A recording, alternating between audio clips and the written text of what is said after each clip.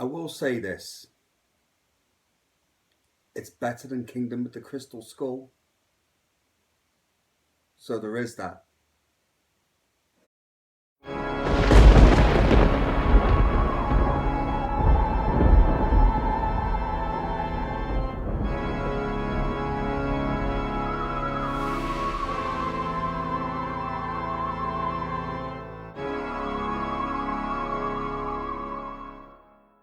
Hey guys, how is it all going? So, thank you so much for joining me for what is my Indiana Jones and the Dial of Destiny movie review. And as you guys already know, or you probably don't because this might be the first time that you're watching me, I am a huge fan of Indiana Jones. I love and adore the first three movies. Raiders of the Lost Ark is probably my favourite, very closely followed by Temple of Doom, The Last Crusade. I love all three of them films. And I'm not one of the people that completely hated Kingdom of the Crystal Skull. I thought it had some really good moments in the movie, but overall, it was left lacking. I came out of it going, it was okay. Did we really need it? Kind of thing. And I'm sorry to say, with Indiana Jones and the Dial of Destiny, as much as I do think overall it is better than Kingdom of the Crystal Skull, I left feeling the same. Did we really need this movie? Did we really need a fifth Indiana Jones? Could we have just left it at Kingdom of the Crystal Skull? And yeah, we could have. I left just thinking it was okay to being a little disappointed. So I watched it yesterday and I was going to do a review straight away as soon as I came out the cinema, but I thought, no, let it sink in, sleep on it, and see where you are tomorrow. See if your opinions changed a little bit. And it hasn't really.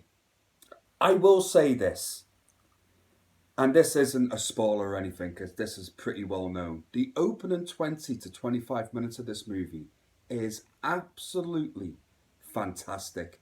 It's a de-aged Harrison Ford as Indy, and I loved it. It just reminded me of like the older movies for about 20 to 25 minutes, and I really got into it.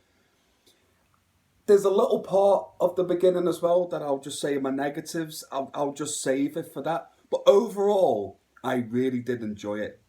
And then even when we move forward to present day, or like in Indy's present day when he's older, in 1969, I believe it is, I like kind of the first 10 minutes and 15 minutes of that as well. And I was sat there thinking to myself, I don't really know what the complaints are about at the moment. I like the negative reviews, because I was generally sat there kind of 40 minutes into this movie thinking to myself, I'm actually really enjoying this. Like, I'm liking the way it goes.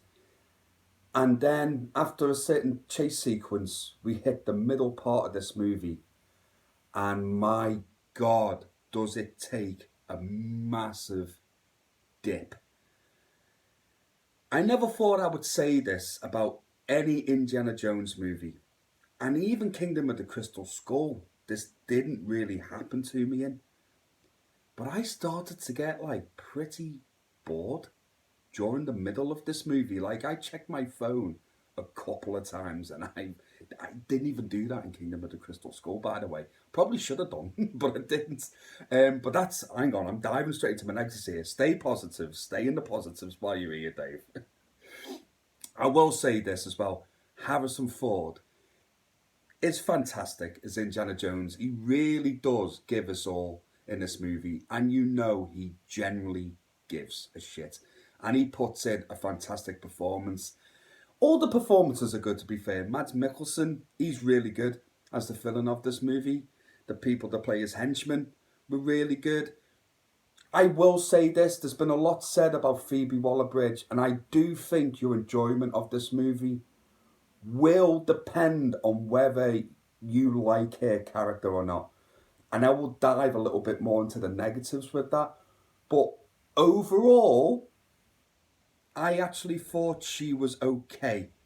And she was the character I was worried about the most diving into this movie. She's okay.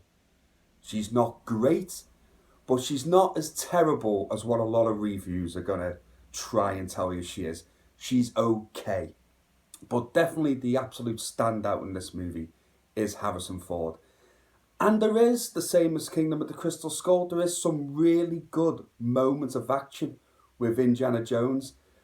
And we all know, like, Harrison Ford was in his late 70s. He was like 78, 79 when he filmed this movie. And for the most part, he holds his own and he does really well. And I do like in this movie, they do address the fact that Indiana Jones is an old man. You know, they don't shy away or hide from it. He can't do things he could do in early in the movies as a younger Indiana Jones. And obviously, like, the man is nearly hitting 80 years old. He's not going to be able to. But he's still a badass. The moment you see that fedora hat and the whip and the jacket, it's goddamn Indiana Jones, man. And he, for the most part, he holds his own. And I like that. I like they just didn't have him as like a weak old man. You know what I mean? He could still pack a punch, you know, and I really did enjoy that of the movie. So, diving into my negatives, straight away, the first thing that just comes off the top of my head, and I don't know whether this is a thing, I've started to notice it more with a lot of modern movies at the moment. Not all, but recently. And it's more particularly because I watched The Flash not so long ago as well. I don't know where, is the CGI getting worse in these movies? Because there's a lot of CGI in this movie that just doesn't work and it's so noticeable. A lot of green screen that just instantly jumps out to you. You just know it's a green screen. You just know it is. It just doesn't look real. And it kind of takes you out of the movie a little bit. There's been a lot said about the de-aging of Harrison Ford as well, which is at the beginning of the movie. And for the most part, I will say this, it's impressive, but you can still clearly tell, like you can. But for what we've had before to this, it's actually decent. There is just a few times where when he moves or when he speaks, you can doesn't look right, if you know what I mean. But it's the whole sequence as well. It's shot at night, and it's pretty dark. I mean, you can't really see much. And I don't know whether they've made that decision to kind of hide the frailties of the CGI. I'm just having a pure guess. But overall, the CGI in this movie is not great. It really isn't. And also, like I said before about Phoebe Waller-Bridge character, Helena Shaw. Helena Shaw? I think. Yeah, Helena Shaw is her name, yeah. Overall, I didn't mind her character in this movie, but there are moments when she completely overshadows Indiana Jones. And there was one point I turned to the person next to me who I went to watch the movie with, and I said, do you know what? They should have just called this movie Helena Shaw and the Dial of Destiny with Indiana Jones, because it is her movie, it is her story more than anything. Indiana Jones is just basically like along for the ride. And it does feel like her character is like kind of overshadowing Indiana Jones for a good chunk of this movie. But by the end of it, she kind of won me over a little bit. I would have to watch the movie again to see if I still feel that way. But like I say, I did not walk it out that movie hating her character or disliking her. And I thought I would have done. So I kind of take that as a bit of a win. But overall, I didn't mind it. But yeah, there's a lot of... Yeah, I'd be diving into spoilers there with that one. I'll just leave that for what it is. But there is one decision in the final act of this movie that I just really could not get behind and did not think that this certain character would make that choice or would want to do that. I couldn't get on board with it. And that is also a massive spoiler as well. So I'm sorry, guys, I can't dive into it. But you will know when it happens. You'll either be on board with it or you'll be like me and like quite a few people that I know that have already watched the movie. I've all said the same thing and just said they wouldn't believe this certain character would make that choice. And I agree. I'm on board with that one. I don't think they would have. But also, as well, like I say, I'm such a huge fan of the first three Indiana Jones movies. Like, I loved them completely. I used to watch them all the time when I was a kid. I mean, Indiana Jones and the Last Crusade, my dad took me to watch that at the cinema. It was the first film that I watched Indiana Jones in the cinema with, so it always holds like a special place in my heart. Them three films were like lightning in a bottle. It had a certain magic to them, all three of them, that Kingdom of the Crystal Skull couldn't capture, and unfortunately the Dial of Destiny doesn't capture. And I'm not particularly like blaming them movies for that. I just think the first three are just so unique and magical and just have that something. Just, it has something. I can't really put my finger on it. But the Dial of Destiny and Kingdom of the Crystal as well, they don't have that magic they, that the first three had. It's just not there. As much as like Harrison Ford's trying, and I'm sure the director's trying and people behind the movie are trying to recreate what the first three movies did, it just can't do it. It just can't do it. But like I say, them first three films are just like lightning in a bottle. It's just perfection. So overall, oh, also, I will say this before I wrap this up. The film is way, way, way, way too long. Like I say, just in the middle part, they could have shaved 15 to 20 minutes off this and just made it more tighter. It just starts to lose itself in the middle. But like I say, like the build up to the third act, the final act, I was getting back on board and I was enjoying it again, and it's quite cool what happens. But like I said, there is a choice at the end that I just really did not agree with at all.